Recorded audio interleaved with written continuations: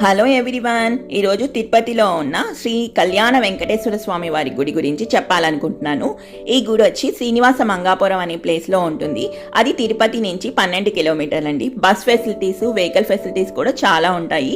ఈ గుడి దగ్గర నుంచి శ్రీవారి మెట్లు కూడా చాలా దగ్గర, 2-3 కిలోమీటర్సే. 10 మినిట్స్లో మనం శ్రీవారి మెట్లకు వెళ్ళిపోవచ్చు. ఈ గుడి యొక్క ప్రత్యేకత ఏంటంటే కళ్యాణోత్సవం అండి. ఇక్కడ పెళ్లి కాని వాళ్ళు వచ్చి కళ్యాణం చేయించుకుంటే త్వరగా పెళ్లి అవుతుంది అని చెప్పి నమ్మకం అండి. ఇక్కడ కళ్యాణం చేయించుకొని స్వామివారి దర్శనం చేసుకొని తర్వాతే తిరుమల దర్శనం చేసుకుంటే చాలా మంచిది అని అనుకుంటారు.